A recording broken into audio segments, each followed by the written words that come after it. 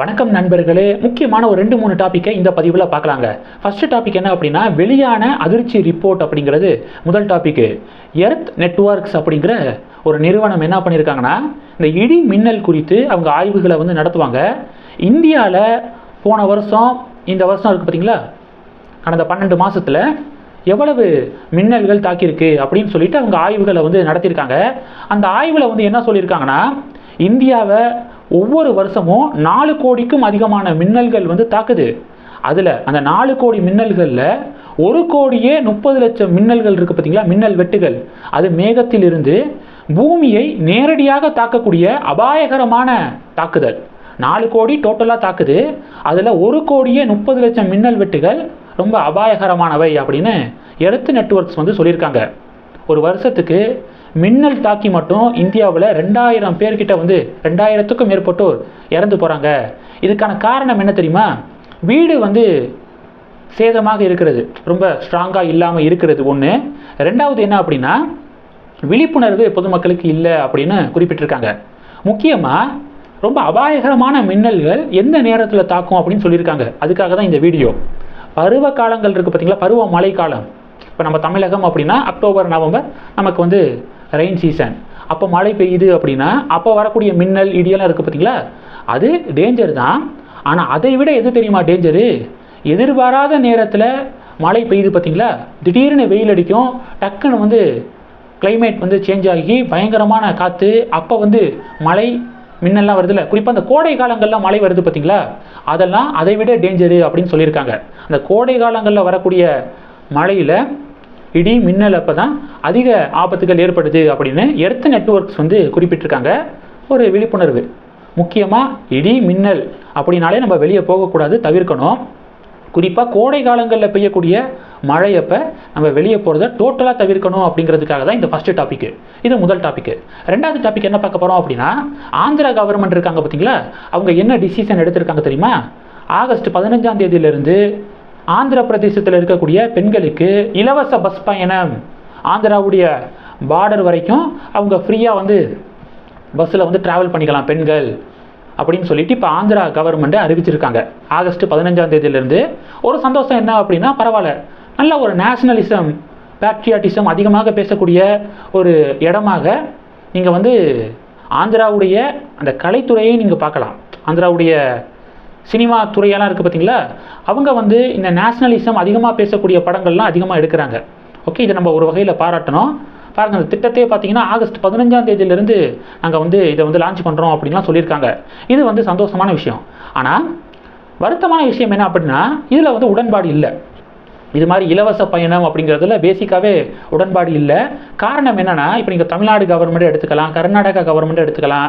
தமிழக அரசாங்கம் இதே மாதிரி தேர்தல் வாக்குறுதியை கொடுத்தாங்க. திமுக அரசாங்கம் ஆட்சிக்கு வந்தால் பெண்களுக்கு இலவச பஸ் பயணம் அப்படின்னு வாக்குறுதி கொடுத்தாங்க. இப்போது அதை பேலன்ஸ் பண்ணுறதுக்காக இப்போ என்ன பண்ணியிருக்காங்க, மின் கட்டணத்தை உயர்த்தியிருக்காங்க. பார்த்தீங்களா, இப்போ 2 நாளாக அதுதான் தமிழக அரசியலில் பெரிய டிபேட்டான டாப்பிக்காக பார்க்கப்படுது. நேற்று கூட சொல்லியிருந்தேன், கர்நாடக அரசாங்கமும் இது மாதிரி பெண்களுக்கு ஃப்ரீ பஸ் விட்டுருக்காங்க. அதனால கர்நாடகா போக்குவரத்து கழகத்துக்கு 267 கோடி ரூபாய் கிட்ட 257 267 கோடியோ லாஸு. அதனால பேருந்து அந்த டிக்கெட் கட்டணத்தை நாங்கள் உயர்த்த போகிறோம் அப்படின்னு சொல்லிட்டு முடிவு எடுத்திருக்காங்க.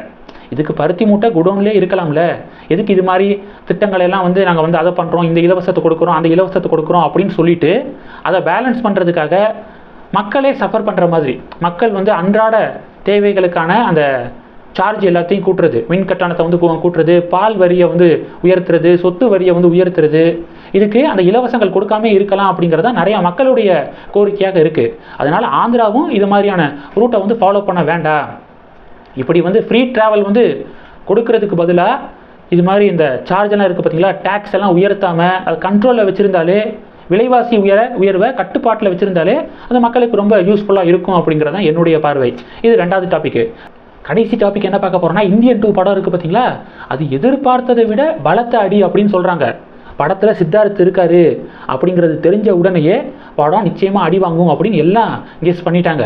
ஆனால் இந்த அளவுக்கு அடி வாங்கும் அப்படின்னு சொல்லிட்டு யாருமே எதிர்பார்க்கல. அப்படிப்பட்ட அடி 150 கோடி 200 கோடியை டச் பண்ணுமா வசூல் அப்படிங்கிறதே ஒரு பெரிய கேள்விக்குறியாக இருக்குது. இப்போ அந்த வலைபேச்சு அந்த சேனலில் இருக்கக்கூடிய அந்த அண்ணன் அப்படின்னு சொல்லிட்டு ஒருத்தர் இருப்பார் பார்த்தீங்களா, அவர் என்ன சொல்லியிருக்காருன்னா, உதயநிதி ஸ்டாலின் அவர்களால தான் இப்போ இவ்வளோ பெரிய டிசாஸ்டர் வந்து இந்தியன் 2 வந்து ஆயிருக்கு அப்படின்னு சொல்லிட்டு ஒரு ஃப்ளாஷ்பேக்கை சொல்கிறாரு. இந்தியன் 2 படத்தை பற்றி தெரியும், 2017 அந்த படம் வந்து ஸ்டார்ட் ஆனிச்சு. 7 வருஷம் அந்த படம் வந்து ரிலீஸ் ஆகிறதுக்கு 7 வருஷம் ஆயிருக்கு. 2017 பிறகு பார்த்திங்கன்னா அந்த ஷூட்டிங் போய்க்கு இருக்கும்போது ஒரு கிரேன் விபத்து நடந்து 3 தொழிலாளர்கள் இறந்து போயிடுறாங்க. பிறகு வந்து டெம்பரவரியாக அந்த ஷூட்டிங்கே வந்து ஸ்டாப் பண்ணிட்டாங்க. பிறகு பார்த்தீங்க அப்படின்னா 2020 கொரோனா வந்துருச்சு, கோவிட் லாக்டவுன் வந்துருச்சு. அதில் வந்து அந்த படம் வந்து அப்படி நின்றுச்சு.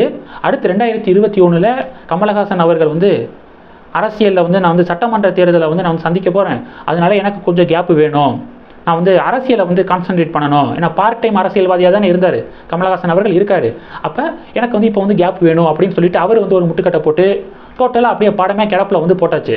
சங்கர் என்ன பண்ணிட்டார் இதுக்கு இடையில அப்படின்னா, போங்கப்பா உங்களை நம்பி ஒன்றும் பண்ண முடியாது அப்படின்னு சொல்லிட்டு ராம் சரண் படத்தை கேம் சேஞ்சர் அப்படிங்கிற படத்தை டைரக்ட் பண்ண தெலுங்குக்கு வந்து போயிட்டார், ஆந்திராவுக்கு வந்து போயிட்டார். பிறகு பார்த்தீங்கன்னா உதயநிதி ஸ்டாலின் அவர்கள் அடுத்து விக்ரம் படம் வந்து ரிலீஸ் ஆனிச்சு. ரெட் ஜெயின் மூவிஸ் தான் அந்த படத்தை வந்து ரிலீஸ் பண்ணாங்க. படம் பயங்கரமான ஹிட்டாக, சரி மறுபடியும் கமலஹாசன் அவர்களுக்கு ஒரு கம்பேக் வந்து கிடச்சிருச்சு, இந்த நேரத்தில் இந்தியன் 2 வந்து ரிலீஸ் பண்ணால் நல்லாயிருக்கும் அப்படின்னு சொல்லிட்டு உதயநிதி ஸ்டாலின் அவர்கள் அதில் வந்து களமிறங்கி பிரச்சனைகள் எல்லாத்தையும் வந்து சால்வ் பண்ணுறாரு. அந்த முக்கியமாக அந்த தயாரிப்பு நிறுவனம், நடிகர், டைரக்டர் இவங்களுக்குள்ளேயே மனஸ்தாபம் இருந்திருக்கு. ஆனால் அது எல்லாத்தையும் உதயநிதி ஸ்டாலின் அவர்கள் தலையிட்டு எல்லாத்தையும் வந்து சால்வ் பண்ணி அந்த படத்தை வந்து ரிலீஸ் வந்து பண்ணதுனால என்ன ஆயிடுச்சு தெரியுமா, அந்த படத்துடைய கதையில் நிறைய வந்து சேஞ்ச் வந்து நடந்திருக்கு. உதயநிதி ஸ்டாலின் அவர்களுடைய தலையீட்டில் இந்த படம் வந்து மறுபடியும் ரீஸ்டார்ட் ஆகுது. அப்போ தமிழகத்தில் நடக்கக்கூடிய பிரச்சனைகளை நம்ம வந்து அவ்வளோவா காட்டக்கூடாது, தமிழகத்தில் நடக்கக்கூடிய பிரச்சனைகளை எப்படி வந்து காட்ட முடியும் அப்படின்னு சொல்லிட்டு தமிழ்நாடையே டச் பண்ணாமல் குஜராத்தில் நடக்கக்கூடிய பிரச்சனை, உத்தரப்பிரதேசம், பஞ்சாபில் நடக்கக்கூடிய பிரச்சனையே ஃபோக்கஸ் பண்ணியிருக்காங்க படக்குழு. இது ஆடியன்ஸுக்கு வந்து கனெக்ட் ஆகலை. நம்ம ஊர்லேயே ஏகப்பட்ட பிரச்சனை இருக்குது, அதை ஃபஸ்ட்டு சொல்லுங்கள், அதுக்கப்புறம் அடுத்த மாநிலத்துக்கு போகலாம் அப்படிங்கிற அந்த தாட்டு தான் படம் பார்க்கக்கூடிய ஆடியன்ஸுக்கு வந்திருக்கு. அதனாலவே படம் வந்து கனெக்ட் ஆகலை. அதனால தான் ஹியூஜ் டிசாஸ்டர் அப்படின்னு வந்து சொல்கிறாங்க.